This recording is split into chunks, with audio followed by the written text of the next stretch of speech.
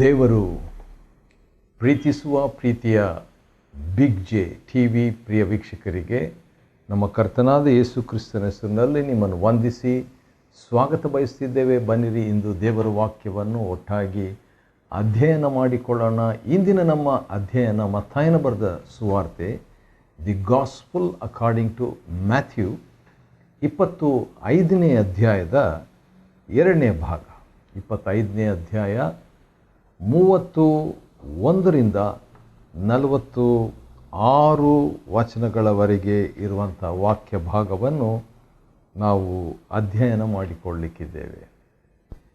ಈ ವಾಕ್ಯ ಭಾಗದಲ್ಲಿ ಅಂದರೆ ಮತ್ತಾಯ 25, 31ರಿಂದ 46 ವಚನಗಳವರೆಗೆ ಇರುವಂಥ ವಾಕ್ಯ ಭಾಗದಲ್ಲಿ ನ್ಯಾಯ ತೀರ್ಪಿನ ಬಗ್ಗೆ 30 ಸತ್ಯಗಳನ್ನು ನಾವು ನೋಡ್ತೇವೆ. 30 ಟ್ರೂತ್ಸ್ ಅಬೌಟ್ ಜಡ್ಜ್ಮೆಂಟ್.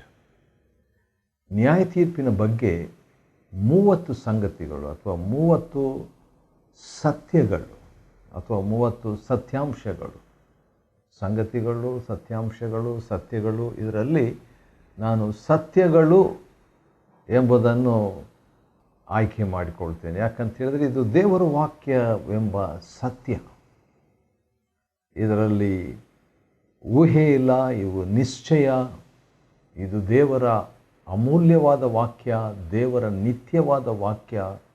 ದೇವರು ಪ್ರೀತಿಯಿಂದ ನಮಗೆ ತನ್ನ ಚಿತ್ತವನ್ನು ವ್ಯಕ್ತಪಡಿಸಿ, ತನ್ನ ಮುಂದಾಳತ್ವವನ್ನು ನಡೆಸಿ, ನಮ್ಮ ಭವಿಷ್ಯವನ್ನು ತಿಳಿಸಿ, ನಮ್ಮನ್ನು ಸಂತೈಸಿ ಎಚ್ಚರಿಸಿ ಬರೆದಿರುವಂಥ ಮಾತುಗಳು ಇವುಗಳಾಗಿರ್ತವೆ. ಆದ ಕಾರಣ ಈ ನ್ಯಾಯ ತೀರ್ಪಿನ ಬಗ್ಗೆ ಮುಂದೆ ನಡೀಲಿಕ್ಕಿರುವಂಥ ಮಹಾಘಟನೆ, ಯೇಸು ಕ್ರಿಸ್ತನ ಬರುವಿಕೆ, ಅದಾದ ನಂತರ ಅತ್ಯಂತ ಮಹಾ ಘಟನೆ ಭೂಲೋಕದಲ್ಲಿ, ಅಂತಾರಾಷ್ಟ್ರದ ಮಟ್ಟದಲ್ಲಿ, ಯುಗಾಂತರದಲ್ಲಿ.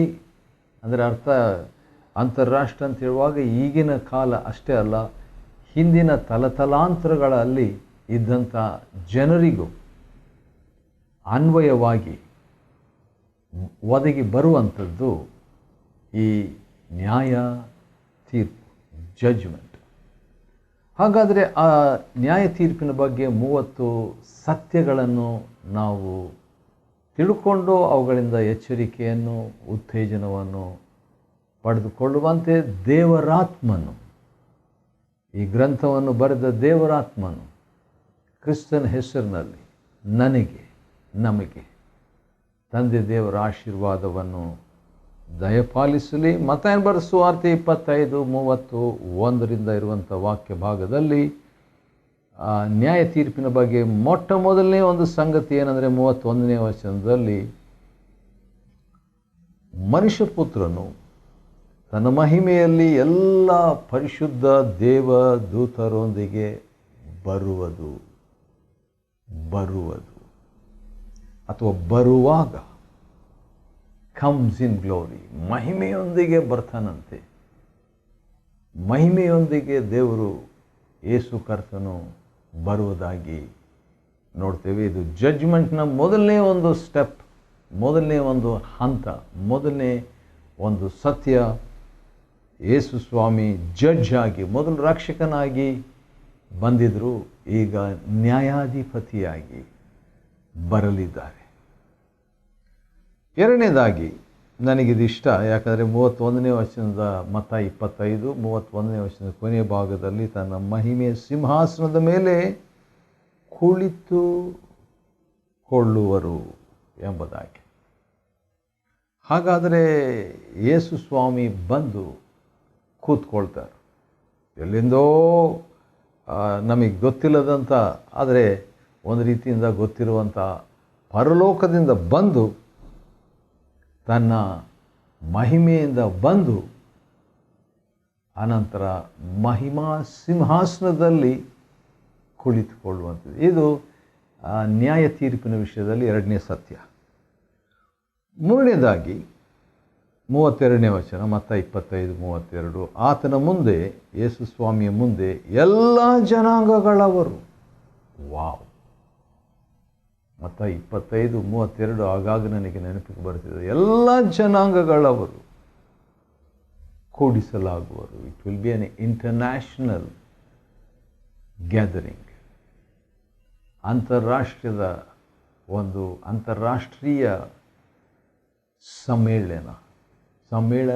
ಸಮಾವೇಶ, ಸೇರಿ ಬರುವಿಕೆಯಾಗಿರ್ತದೆ. ಅಷ್ಟೇ ಅಲ್ಲ, ಎಲ್ಲ ಜನಾಂಗಗಳಷ್ಟೇ ಅಲ್ಲ, ಶತಮಾನಗಳು ಇದ್ದಂಥವರೆಲ್ಲರೂ ಕೂಡ, ಎಲ್ಲ ಜನಾಂಗಗಳವರು ಕೂಡಿಸಲಾಗುವರು. ಇದು ನ್ಯಾಯ ತೀರ್ಪಿನ 3ನೇ ಸತ್ಯ. 4ನೇದಾಗಿ, ಆತನು ಅವರನ್ನು ಕುರಿಗಳನ್ನು ಆಡುಗಳಿಂದ ಪ್ರತ್ಯೇಕಿಸುವನು. ಸಪರೇಷನ್, ಪ್ರತ್ಯೇಕಿಸುವಿಕೆ ನ್ಯಾಯ ತೀರ್ಪಿನ 4ನೇ ಸತ್ಯಾಂಶ. There will be a separation. ಕೆಲವ್ರನ್ನ ಈ ಕಡೆ, ಕೆಲವರು ಆ ಕಡೆ ನಿಂತ್ಕೊಳ್ರಿ ಎಂಬುದಾಗಿ. 33ನೇ ವಚನ, ಕುರಿಗಳನ್ನು ತನ್ನ ಬಲಗಡೆಯಲ್ಲಿಯೂ. ಹಾಗಾದರೆ 2 ಕಡೆ ಅಂತ ಹೇಳುವಾಗ, ಬಲಗಡೆಯಲ್ಲಿ ಕುರಿಗಳು, ಆಡುಗಳನ್ನು ಎಡಗಡೆಯಲ್ಲಿ ನಿಲ್ಲಿಸಬೇಕು. ಕರ್ತನು ನಿಲ್ಲಿಸುವುದಾಗಿ ನಾವು ನೋಡ್ತೇವೆ. ಆಮೇಲೆ ಅರಸನು, ಇದು 7ನೇ ಸತ್ಯ. ನ್ಯಾಯ ತೀರ್ಪಿನ ವಿಷಯದಲ್ಲಿ 30 ಸತ್ಯಗಳನ್ನು ನಾವು ನೋಡ್ಕೊಳ್ತಿದ್ವಿ. ಮತ್ತಾಯ 25:31 ಇರುವ ವಾಕ್ಯ ಭಾಗದಲ್ಲಿ. ಆದ ಕಾರಣ ಈಗ 7ನೇ ವಿಷಯ ಏನಂದರೆ, ಆಗ ಅರಸನು, ನಾನು ಹೇಳಿದ್ನಲ್ವ, ರಕ್ಷಕನಲ್ಲ, ಅರಸ. ಯೇಸು ಕರ್ತನು ಮನುಷ್ಯಪುತ್ರನು, ರಕ್ಷಕನು ಎಂಬುದಾಗಿ ಈಗ ನೋಡಿ, ವಿಷಯ ಬದಲಾಯಿತು, ಸೀನ್ ಬದಲಾಯಿತು, ದೃಶ್ಯ ಬದಲಾಯಿತು, ಅಧಿಕಾರ ಬದಲಾಯಿತು. ಅರಸನು ತನ್ನ ಬಲಗಡೆಯಲ್ಲಿರುವವರಿಗೆ ಈ ರೀತಿಯಾಗಿ ಮಾತಾಡ್ತಿದ್ದಾರೆ. ಮತ್ತ 25:34, ನನ್ನ ತಂದೆಯಿಂದ ಆಶೀರ್ವಾದ ಹೊಂದಿದವರೇ.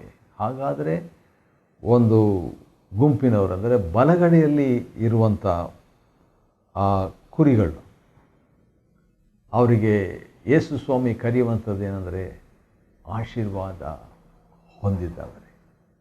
ವಾವ್! ಬರೀ ಆಶೀರ್ವಾದ ಹೊಂದಿದವರಲ್ಲ, ನನ್ನ ತಂದೆಯಿಂದ ಆಶೀರ್ವಾದ ಹೊಂದಿದವರು. ಮನುಷ್ಯರಿಂದ ಆಶೀರ್ವಾದ ಹೊಂದಿದವರು ಇದ್ದಾರೆ, ಆದರೆ ತಂದೆಯಿಂದ ಆಶೀರ್ವಾದ ಹೊಂದಿದವರು. ಆ ರೀತಿಯಾಗಿ ಹೇಳಿಬಿಟ್ಟು, ಬನ್ನಿರಿ, ಇನ್ವಿಟೇಷನ್, ಸ್ವಾಗತ, ಬನ್ನಿರಿ, ಭೂಲೋಕಕ್ಕೆ ಅಸ್ತಿವಾರ ಹಾಕಿದಂದಿನಿಂದ. ಹಾಗಾದರೆ ಆದಾಮನಿಗೆ ಮುಂಚಿತವಾಗಿ ಭೂಲೋಕದಲ್ಲಿ ಅಸ್ತಿವಾರ ಹಾಕಿದಂದಿನಿಂದ. ಹಾಗಾದರೆ ಈ ನ್ಯಾಯ ತೀರ್ಪಿನ 9ನೇ ಸತ್ಯ ಏನಂದರೆ, ಈ ನ್ಯಾಯ ತೀರ್ಪು ಭೂಮಿಗೆ ಅಸ್ತಿವಾರ ಹಾಕಿದ ಆ ಸಮಯದಿಂದ ಅನ್ವಯ ಆಗ್ತದೆ. There is a link between the judgment, final judgment and the foundation of the earth. ಆ ಸಮಯಕ್ಕೆ ಹಾಕಿದಂದಿನಿಂದ ನಿಮಗೋಸ್ಕರ ಸಿದ್ಧ ಮಾಡಿದ ಕಿಂಗ್ಡಮ್, ರಾಜ್ಯವನ್ನು ಆಸ್ತಿಯಾಗಿ ಹೊಂದಿರಿ. Kingdom as inheritance. ರಾಜ್ಯವು ಆಸ್ತಿ, ರಾಜ್ಯದ ಆಸ್ತಿ, ರಾಜ್ಯವೇ ಆಸ್ತಿ. ಈ ಆಸ್ತಿಗಾಗಿ ದೇವರು ಯಾವಾಗಿಂದ ಪ್ಲ್ಯಾನ್ ಮಾಡಿದ್ರು ಅಂತ ಹೇಳಿದ್ರೆ, ಜಗದುತ್ಪತ್ತಿಗೆ ಮುಂಚೆ ಅಥವಾ ಭೂಲೋಕಕ್ಕೆ ಅಸ್ತಿವಾರ ಹಾಕಿದಂದಿನಿಂದ ಈ ಆಸ್ತಿ ನಮಗಾಗಿ ದೇವರು ಕೂಡಿಸಿಟ್ಟಿದ್ದಾರಂತೆ. ಕಣ್ಣು ಕಾಣಲಿಲ್ಲ, ಕಿವಿ ಕೇಳಲಿಲ್ಲ. ಹೌದು, ದೇವರು ನಮಗಾಗಿ ಕೂಡಿಸಿಟ್ಟಿರುವಂಥ, ಸಿದ್ಧ ಮಾಡಿರುವಂಥ ರಾಜ್ಯದ ಆಸ್ತಿ. ಸರಿ, ಮುಂದೆ ಜಡ್ಜ್ಮೆಂಟ್ ಹೇಗಿರ್ತದೆ, ನ್ಯಾಯ ತೀರ್ಪು ಹೇಗಿರ್ತೈತೆ ನೋಡೋಣ ಬನ್ನಿರಿ. ಮತ್ತಾಯನ ಬರೆದ ಸುವಾರ್ತೆ 25ನೇ ಅಧ್ಯಾಯ 35ನೇ ವಚನ. ಮೊಟ್ಟ ಮೊದಲನೇದಾಗಿ ಮ್ಯಾಥ್ಯೂ 25:35, ನಾನು ಹಸಿದಿದ್ದೇನು. ಊಟ. ಹಾಗಾದರೆ ಜಡ್ಜ್ಮೆಂಟು, ನ್ಯಾಯ ತೀರ್ಪು ಊಟಕ್ಕೂ ಸಂಬಂಧಪಟ್ಟಿದೆ. ಖಂಡಿತವಾಗಿ ನಾನು ಹಸಿದಿದ್ದೇನು. ಹಾಗಾದರೆ ಕರ್ತನಾದ ಯೇಸು ಹಸಿದಿರಲು ಸಾಧ್ಯವೇ? ಸಾಧ್ಯ. ನಾನು ಹಸಿದಿದ್ದೇನು, ನೀವು ನನಗೆ ಊಟವನ್ನು ಕೊಟ್ಟಿರಿ. ವಾವ್! ಹಸಿದಿದ್ದೇನು, ಊಟ ಕೊಟ್ರಿ. ಹಾಗಾದರೆ ಜಡ್ಜ್ಮೆಂಟ್ ಎಷ್ಟು ಸಿಂಪಲ್ ಆಗಿದೆ ನೋಡ್ರಿ. ಹಸಿವೆ, ಊಟ. ಅದು 11ನೇ ಸತ್ಯ ನ್ಯಾಯ ತೀರ್ಪಿನ ಬಗ್ಗೆ. ಈಗ 12ನೇ ಸತ್ಯ ನೋಡೋಣ ಬನ್ನಿರಿ. ನ್ಯಾಯ ತೀರ್ಪಿನ ವಿಷಯದಲ್ಲಿ ಅದೇ 35ನೇ ವಚನ, ನಾನು ಬಾಯಾರಿದ್ದೇನು, ಐ ವಾಸ್ ಹಂಗ್ರಿ, ನನಗೆ ಕುಡಿಯುವುದಕ್ಕೆ ಕೊಟ್ಟಿರಿ. ಹಾಗಾದರೆ ನ್ಯಾಯ ತೀರ್ಪಿನ ಒಂದು ಸತ್ಯ ಏನಂದರೆ ಅದು ಊಟಕ್ಕೂ ಈವನ್ ಬಾಯಾರಿಕೆಗೂ ಸಂಬಂಧಪಟ್ಟಿದೆ. It's even linked to thirst. Wow! ನಾನು ಪರದೇಶಿಯಾಗಿದ್ದೇನು, ನೀವು ನನಗೆ ಆಶ್ರಯ ಕೊಟ್ಟಿರಿ. ವಾವ್! ನೋಡ್ರಿ, ನ್ಯಾಯ ತೀರ್ಪು ಯಾವುದಕ್ಕೆ ಸಂಬಂಧಪಟ್ಟಿದೆ. ನ್ಯಾಯ ತೀರ್ಪಿನ ಒಂದು 13ನೇ ಸತ್ಯ ಏನಂತ ಹೇಳಿದರೆ ಪರದೇಶಿಯಾಗಿರುವಂಥದ್ದು, ಅಗತ್ಯತೆಯಲ್ಲಿರುವಂಥದ್ದು. ಪರದೇಶಿಯಾಗಿದ್ದೇನು, ಆಶ್ರಯ, ಅಗತ್ಯತೆಯಲ್ಲಿದ್ದಂಥವರಿಗೆ ಆ ಒಂದು ಪರಿಹಾರ. 36ನೇ ವಚನ ಇನ್ನೂ ಆಶ್ಚರ್ಯ ಅನ್ನಿಸ್ತದೆ ನನಗೆ. ನಾನು ಬಟ್ಟೆ ಇಲ್ಲದವನಾಗಿದ್ದೇನು, ನೀವು ನನಗೆ ಉಡಿಸಿದ್ದೀರಿ. ವಾವ್! ನ್ಯಾಯ ತೀರ್ಪಿಗೂ ಬಟ್ಟೆಗೂ ಸಂಬಂಧವಿದೆ. There is a connection between the judgment and the garment or clothes. ಬಟ್ಟೆ ಇಲ್ಲದವನಾಗಿದ್ದೇನು, ನೀವು ನನಗೆ ಉಡಿಸಿದ್ದೀರಿ. ಅದೇ ಮತ್ತಾಯ 25:36ನೇ ವಚನದಲ್ಲಿ ನಾನು ಅಸ್ವಸ್ಥನಾಗಿದ್ದೇನು. ನ್ಯಾಯ ತೀರ್ಪಿಗೂ ಅಸ್ವಸ್ಥತೆಗೂ ಸಂಬಂಧವಿದೆಯಾ? ಹೌದು ಹೌದು ಹೌದು. Is there a connection between sickness and judgment? somebody who is sick? Oh yes, ಹೌದು. ನಾನು ಅಸ್ವಸ್ಥನಾಗಿದ್ದೇನು, ನೀವು ನನಗೆ ಉಪಚರಿಸಿದ್ದೀರಿ. ಇದರಲ್ಲೊಂದು ಗಮನಿಸಿರಿ, ಆಶ್ಚರ್ಯದೇನೆಂದರೆ ನಾನು ಅಸ್ವಸ್ಥನಾಗಿದ್ದೇನು, ನೀವು ನನ್ನನ್ನು ಸ್ವಸ್ಥ ಮಾಡಿದ್ದೀರಿ ಅಂದಿಲ್ಲ. ಅದು ಒಳ್ಳೆಯದೇ. ಅದು ಯಾಕಂತ ಹೇಳಿದರೆ ವರಗಳು, ಸ್ವಸ್ಥತೆಯ ವರಗಳು 1 ಕೊರಿಂಥ 12ನೇ ಅಧ್ಯಾಯದಲ್ಲಿ ದೇವರು ಬರೆದಿಟ್ಟಿದ್ದಾರೆ. ಆ ವರಗಳನ್ನು ಉಪಯೋಗಿಸ್ಕೋಬೇಕು. ಆದರೆ ಇವರಿಗೆ ವರ ಇದ್ದ ಹಾಗೆ ಕಾಣ್ತಾ ಇಲ್ಲ, ಅಥವಾ ವರವನ್ನು ಅವರು ಯೂಸ್ ಮಾಡಿದ ಹಾಗೆ ಕಾಣ್ತಾ ಇಲ್ಲ. ಯಾಕಂದರೆ ನಂಬುವವನಿಂದ ಈ ಸೂಚಕ ಕಾರ್ಯಗಳು, ಮಾರ್ಕನ ಬರೆದ ಸುವಾರ್ತೆ 16:15 ಇರುವ ವಾಕ್ಯದಲ್ಲಿ ನೋಡುವಾಗ ಸ್ವಸ್ಥತೆ ಕೂಡ ವಿಶ್ವಾಸಿಯ ಒಂದು ಹಕ್ಕು, ಇಲ್ಲವೇ ಭಾಗ್ಯ. ನಾನು ಅಸ್ವಸ್ಥನಾಗಿದ್ದೇನೆ, ನೀವು ನನ್ನನ್ನು ಉಪಚರಿಸಿದ್ದೀರಿ. ನೀವು ಹೀಲ್ ಮಾಡಲಿಲ್ಲ, ಸ್ವಸ್ಥ ಮಾಡಲಿಲ್ಲ. ಆಬ್ವಿಯಸ್ಲಿ ಅಂದರೆ ಇವರಿಗೆ ಸ್ವಸ್ಥತೆ ಮಾಡಬೇಕು ಅನ್ನುವಂಥ ಮಾಹಿತಿ ಇರಲಿಲ್ಲೇನೋ, ಅಥವಾ ವರ ಇರಲಿಲ್ಲೇನೋ, ಅಥವಾ ವರ ಇದ್ರೂ ಅದನ್ನು ಎಕ್ಸಸೈಸ್ ಇವ್ರು ಮಾಡಲಿಲ್ವೇನೋ. ಒಟ್ಟು ಒಂದು ಕೆಲಸ ಮಾಡಿದ್ದಾರೆ. ಅಸ್ವಸ್ಥರಾಗಿದ್ದಾಗ ಇವರೇನು ಮಾಡಿದ್ದಾರೆ, ಆ ರೋಗಿ ಹತ್ರ ಹೋಗಿಬಿಟ್ಟು ಉಪಚಾರ ಮಾಡಿದ್ದಾರೆ. ಬಹುಶಃ ರೋಗಿಯ ಅವಶ್ಯಕತೆಯನ್ನು ಸ್ವಲ್ಪ ಮಟ್ಟಿಗೆ ಸಂಧಿಸಿದ್ದಾರೆ. ನಾನು ಸರಿಯಲ್ಲಿದ್ದೇನು. ನ್ಯಾಯ ತೀರ್ಪಿಗೂ ಸರಿಯಲ್ಲಿರುವವರಿಗೂ ಸಂಬಂಧ ಇದೆಯಾ? ಖಂಡಿತ ಖಂಡಿತ. ನಾನು ಸರಿಯಲ್ಲಿದ್ದೇನು, ನೀವು ನನ್ನ ಬಳಿಗೆ ಬಂದಿದ್ದೀರಿ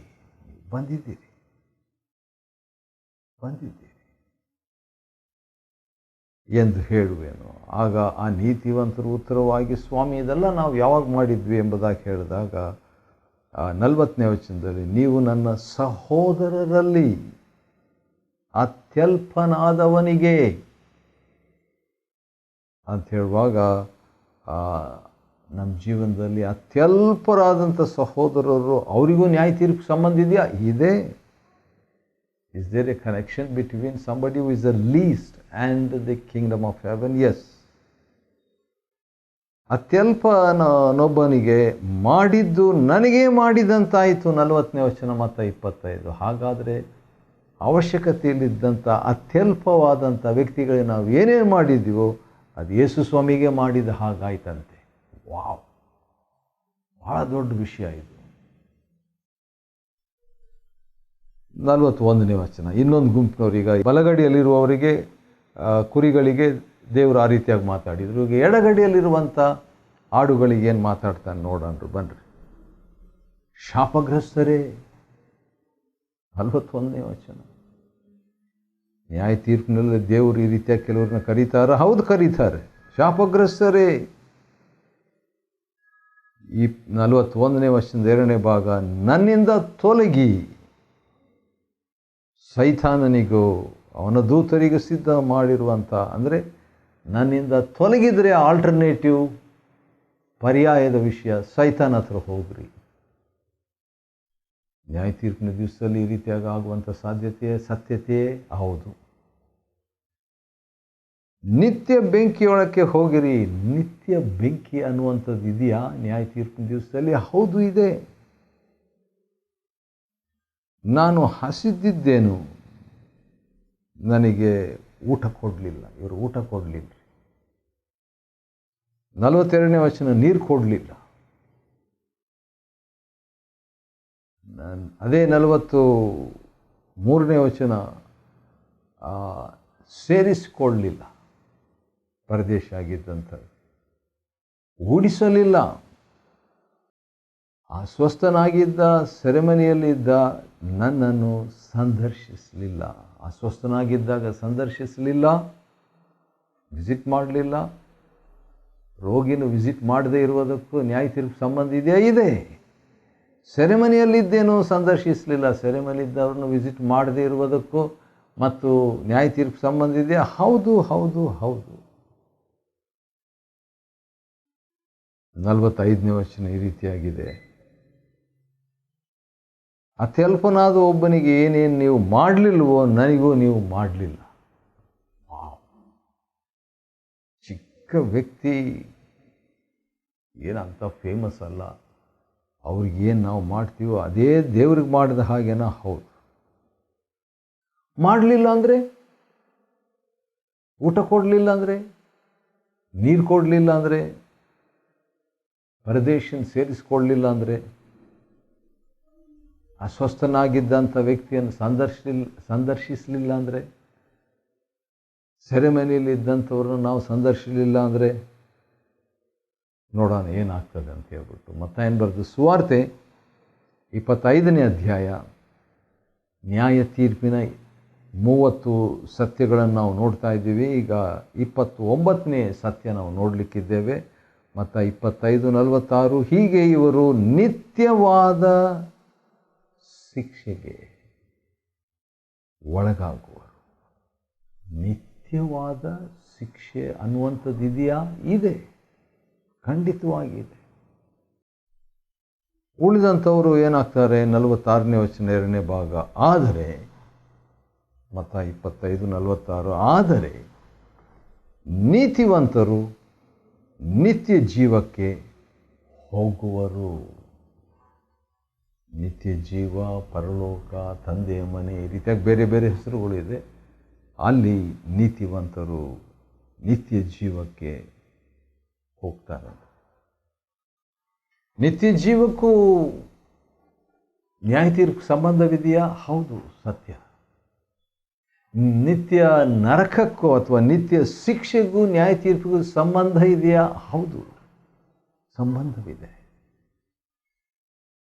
ಹಾಗಾದರೆ ನ್ಯಾಯ ತೀರ್ಪಿನ ವಿಷಯದ ಬಗ್ಗೆ ನಾವು ನೋಡಿಕೊಂಡಂಥ 30 ಸತ್ಯಗಳು ಅಪಾರವಾದ ಸತ್ಯಗಳು, ಗಂಭೀರವಾದ ಸತ್ಯಗಳು. ಇದನ್ನು ನಾನು ಹಗುರವಾಗಿ ತಗೋಬಾರ್ದು, ನಾವು ಹಗುರವಾಗಿ ತಗೋಬಾರ್ದು. ಇದನ್ನು ದೇವರ ಮುಂದೆ ತಗೊಂಡು ಹೋಗಿ ಈ ಗ್ರಂಥಕರ್ತನ ಸನ್ನಿಧಾನದಲ್ಲಿ, ಅಂದರೆ ಪವಿತ್ರಾತ್ಮನ ಸನ್ನಿಧಾನದಲ್ಲಿ ಇಟ್ಟು, ಕರ್ತನೆ ಇದರಿಂದ ನಾನು ಏನೇನು ಎಚ್ಚರಿಕೆ ತೆಗೆದುಕೊಳ್ಬೇಕು, ಇದರ ಅರ್ಥ ಏನು, ಇದರ ಅನ್ವಯ ಏನು, ಇನ್ನೊಂದು ಸರಿ ಹೇಳ್ತೀನಿ, ಇದರ ಅನ್ವಯ ಏನು ಎಂಬುದಾಗಿ ನಾವು ಕೇಳಿಕೊಳ್ಳೋಣ. ಮತ್ತಾಯನ ಬರೆದ ಸುವಾರ್ತೆ 25ನೇ ಅಧ್ಯಾಯದ 31ರಿಂದ 46 ವಚನಗಳನ್ನು ನಾವು ಅಧ್ಯಯನ ಮಾಡಿಕೊಳ್ಳುವಂತೆ ದೇವರು ಕೊಟ್ಟ ಕೃಪೆಗಾಗಿ ಆತನಿಗೆ ಸ್ತೋತ್ರವಾಗಲಿ. ದೇವರು ನಿಮ್ಮನ್ನು ಆಶೀರ್ವದಿಸಲಿ.